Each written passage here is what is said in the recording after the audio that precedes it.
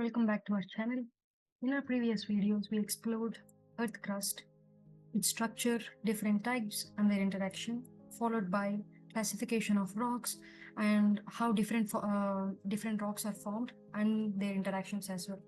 In today's video, we are going to explore Earth movements that led to the formation of major landforms that we see today. In particular, we are going to explore about mountains. So let's get started.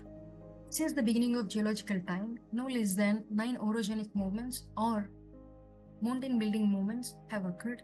Some of them occurred during the Precambrian era, around 600 to 3500 million years ago, of which 3 recent orogenic movements which significantly shaped our Earth includes Caledonian orogeny, Hercynian orogeny and Alpine orogeny. Let's take a closer look into each one of them. Caledonian orogeny, which occurred around 320 million years ago during Paleozoic era.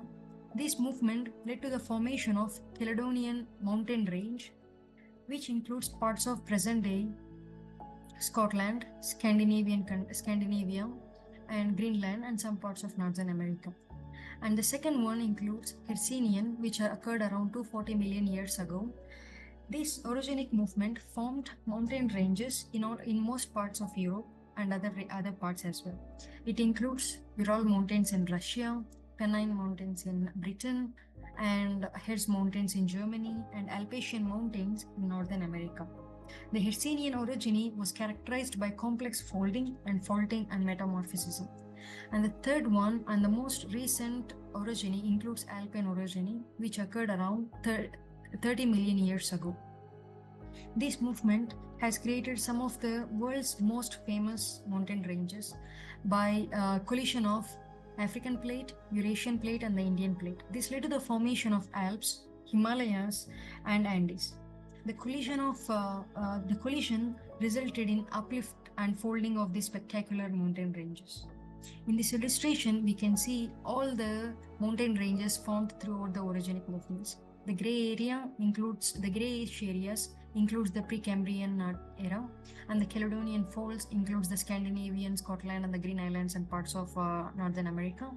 And the Hercynian folds includes vast parts of Europe, whereas the young Alpine folds includes major characterized by long linear stretches, includes the Rockies, Andes, Alps, and the Himalayas, and many more.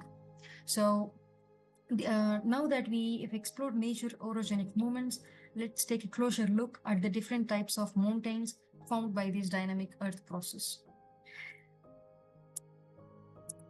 Based on the mode of formation, there are 4 types of mountains: fold mountains, block mountains, volcanic mountains, and residual mountains. Let's take a closer look at each one of them.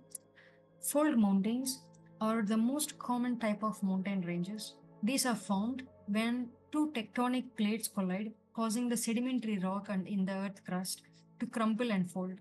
As the compression forces gets stronger, the types of folds also gets complex. So when there is an uplift, it's called an anticline, and when there is a trough, it's called a syncline. And when it is pushed further, we have an overfold, and if it is pushed even further, we have a recumbent fold. And in extreme cases, we might have a fracture in the crust that might, so that the upper part of the recumbent fold slides forward to the lower part of the thrust plane, causing a nappy. So since the rock strata have been elevated to greater heights, sometimes immeasurable in miles, fold mountains may also be called as mountains of elevation. As I said, these are the most common types of mountains seen throughout the world. The highlighted areas in pink are the examples of the fold mountains, which includes Himalayas, Rocky Mountains, Andes, Atlas, and etc., and many more. The second one includes block mountains. These are formed by the movement of large crustal blocks due to faults or cracks in the earth crust. So the tension forces pulls apart the earth crust, causing the sum of the blocks to move upwards and others downwards. So a horst or a block-like structure is formed with steep sides. So this leads to formation of block mountains. For examples include Black Forest of Rhineland, Hunchstruck Mountains, etc. Sometimes the tension forces may also cause the center portions to let down and the adjacent fault lines to uh, move upwards, causing a graben or a rift valley, which will with steep walls. East African Rift Valley, which stretches around 3,000 miles long, stretches from East Africa to Syria through Red Sea, is one of the longest East African Rift Valley. Sometimes compression forces also forms the Rift Valley. Through earth movements, a thrust or a reverse fault might occur, which might lower the block or raise the other adjacent fault lines, causing the Rift Valley. And furthermore, when the Rift Valley is formed, the fault lines are further modified by the agents of denudation, which is a combined force of both weathering and mass transportation and etc. So these are how rift valleys are formed. And the third one includes the volcanic mountains, which in fact are built by volcanic activity. When the magma from the mantle reaches the surface, it accumulates to create mountains through layers of lava and ash and other volcanic materials. Examples include Mount Fuji, Mount Mayon, Mount Merapi, and Cotopaxi, and etc. Sometimes the magma is not poured on the surface of the earth, causing the earth to have a dome shape. So these type of mountains are called dome mountains. It can be seen in Black Hills of South Dakota, etc.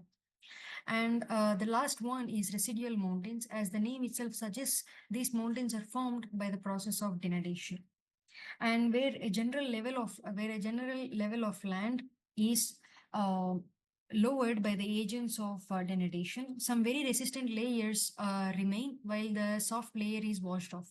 So one of the classic examples would be Mount Manadoc in the USA, and also our Deccan Plateau, where the down cutting streams have eroded the uplands into the mountains of denudation. So these are the four types of mountains that we see today. And to summarize, Earth dynamic process create a variety of mountain types through orogenic movements and denudation from fold mountains to volcanic peaks. Each type of mountains tells a unique story of our planet's geological history. So understanding this process helps us appreciate the nature, beauty, and power of our planet. I hope you found this video informative and educating. If you enjoyed this video, please like and share and subscribe, and feel free to leave your questions or comments. We'd love to hear from you. Thank you so much for watching, and see you in our next video.